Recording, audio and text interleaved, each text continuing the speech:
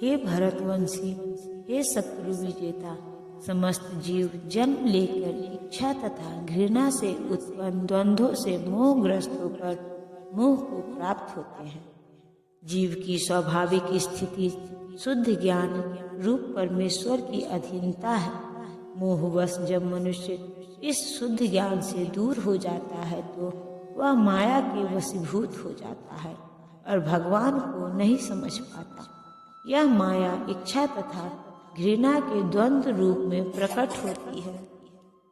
इसी इच्छा तथा घृणा के कारण मनुष्य परमेश्वर से तदाकार होना चाहता है और भगवान के रूप में कृष्ण से ईर्ष्या करता है, किंतु शुद्ध भक्त इच्छा तथा घृणा से मोहग्रस्त नहीं होते।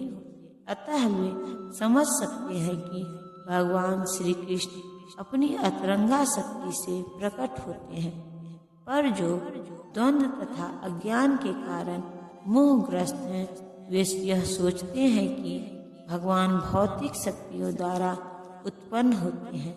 यही उनका दुर्भाग्य है। ऐसे मोहग्रस्त व्यक्ति मान अपमान, दुख सुख, स्त्री पुरुष, अच्छा बुरा, आनंद पीड़ा जैसे द्वंद्वों में रहते हुए सोचते रहते हैं, यह मेरी पत्नी है, यह मेरा घर है, मैं इस घर का स्वामी हूँ, मैं इस स्त्री का पति हूँ। ये ही मोह के द्वंद्व है। जो लोग ऐसे द्वंद्वों से मोहग्रस्त रहते हैं वे निपट मूर्ख हैं और वे भगवान को नहीं समझ सकते। जिन मनुष्यों ने पूर्व जन्मों में तथा इस जन्म में पुण्य कर्म किए हैं और जिनके पाप कर्मों का पूर्णतया उच्छेदन हो चुका है, वे मोह के द्वंद्वों से मुक्त हो जाते हैं और वे संकल्प पूर्वक मेरी सेवा में तत्पर होते हैं। इस अध्याय में उन लोगों का उल्लेख है जो दिव्य पद को प्राप्त करने के अधिकारी हैं, जो पापी, नास्तिक, मूर्ख तथा कपटी हैं। उनके लिए इच्छा तथा घृणा के द्वंद्व को पार कर पाना कठिन है। केवल ऐसे पुरुष भक्ति स्वीकार करके क्रमशः भगवान के शुद्ध ज्ञान को प्राप्त करते हैं। जिन्होंने धर्म के विधि विधानों का अभ्यास करने, पुण्य कर्म करने तथा पाप कर्मों के जीतने में अपना जीवन लगाया है, फिर वे क्रमशः भगवान का ध्यान समाधि में करते हैं। आध्यात्मिक पद पर आसीन होने की यही विधि है। शुद्ध भक्तों की संगति में कृष्ण भावनामृत के अंतर्गत ही ऐसी पद प्राप्ति संभव है, क्योंकि महान भक्तों की संगति से ही मनुष्य मोह से उबर सकता है।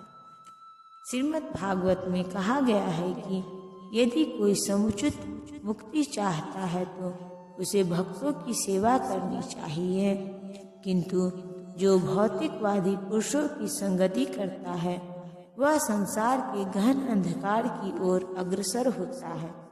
भगवान के सारे भक्त विश्व भर का भ्रमण इसलिए करते हैं जिससे वे बुद्धिजीवी को उनके मुंह से उबार सके। मायावादी यह नहीं जान पाते कि परमेश्वर के अधीन अपनी स्वाभाविक स्थिति को भूलना ही ईश्वरीय नियम की सबसे बड़ी अवहेलना है।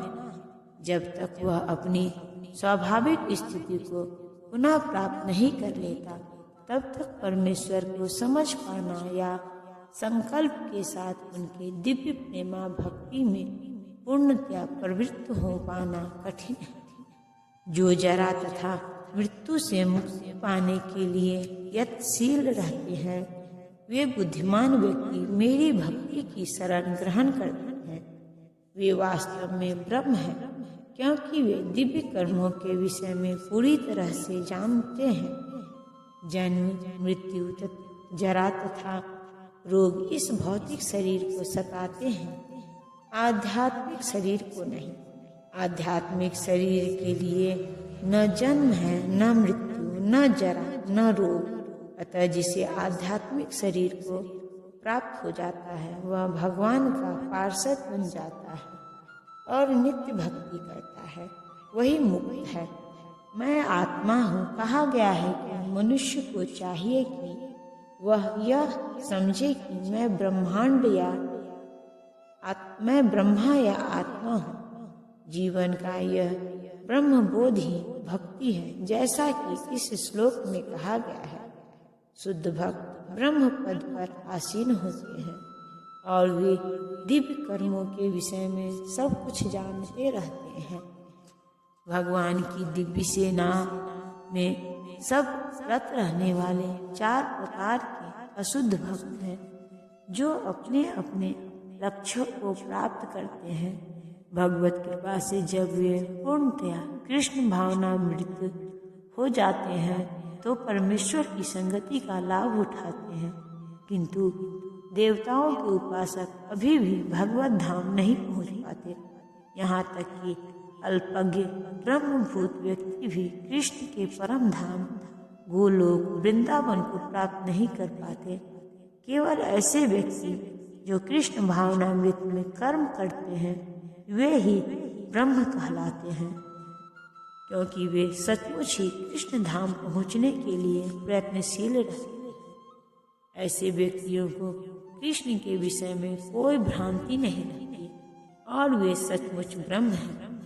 जो लोग भगवान के अर्चा स्वरूप की पूजा करने में लगे रहते हैं या भवबंधन से मुक्ति पाने के लिए निरंतर भगवान का ध्यान करते हैं, वे भी ब्रह्म अनुभूति आदि के तात्पर्य को समझते हैं।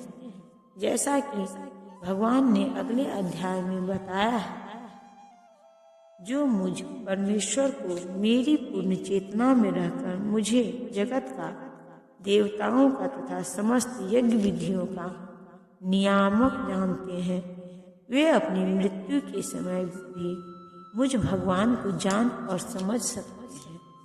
कृष्ण भावनामृत में कर्म करने वाले मनुष्य कभी भी भगवान को पूर्णतया समझने के पथ से विचलित नहीं होते।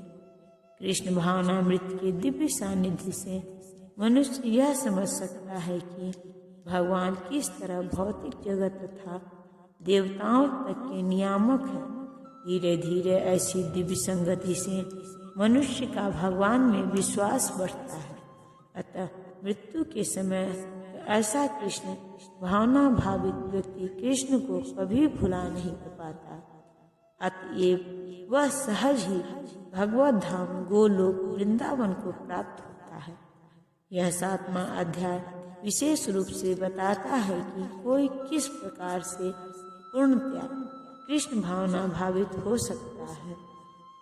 कृष्ण भावना का शुभारंभ ऐसे व्यक्तियों के सानिध्य से होता है जो कृष्ण भावना भावित होते हैं। ऐसा सानिध्य आध्यात्मिक होता है और इससे मनुष्य प्रत्यक्ष भगवान के संसर्ग में आता है और भगवत कृपा से वह कृष्ण को भगवान समझ सकता है तथा साथ ही वह जीव के वास्तविक स्वरूप को समझ सकता है और यह समझ सकता है कि किस प्रकार जीव कृष्ण को भुलाकर भौतिक कार्यों में उलझ जाता है। सत्संगी में रहने से कृष्ण भावना के क्रमिक विकास से जीव यह समझ सकता है कि किस प्रकार कृष्ण को भुलाने से वह प्रकृति के नियमों द्वारा बद्ध हुआ है। वह यह भी समझ सकता है कि यह मनुष्य जीवन कृष्ण भावनामृत को पुनः प्राप्त करने के लिए मिला है। अतः इसका सदुपयोग परमेश्वर की अहेतुकी कृपा प्राप्त करने के लिए करना चाहिए। इस अध्याय में जिन अनेक विषयों की विवेचना की गई है वे हैं दुख में पड़ा हुआ मनुष्य, जिज्ञासु मानव, अभावग्रस्त मानव, ब्रह्म ज्ञान, परमात्मा ज्ञान, जन्म मृत्यु तथा रोग से मुक्ति एवं परमेश्वर की पूजा। किंतु जो व्यक्ति वास्तव में कृष्ण भावनामृत को प्राप्त है वह विभिन्न विधियों की परवाह नहीं करता। वह सीधे कृष्ण भावनामृत के कार्यों में प्रवृत्त होता है और उसी से भगवान कृष्ण के नित्य दास के रूप में अपनी स्वाभाविक स्थिति को प्राप्त करता है। ऐसी अवस्था में वह शुद्ध भक्ति में परमेश्वर के श्रवण तथा गुणगान में आनंद पाता है। उसे पूर्ण विश्वास रहता है कि ऐसा करने से उसके सारे उद्देश्यों की पूर्ति होती है। ऐसी दृढ़ श्रद्धा दृढ़ व्रत कहलाती है और यह भक्ति योग या दिव्य प्रेमा भक्ति की शुरुआत होती है। समस्त शास्त्रों का भी यही मत है। भगवत गीता का यह 7वां अध्याय इसी निश्चय का सारांश है। इस प्रकार श्रीमद् भागवत गीता के 7वें अध्याय भगवत ज्ञान का भक्ति वेदांत तात्पर्य पूर्ण हुआ।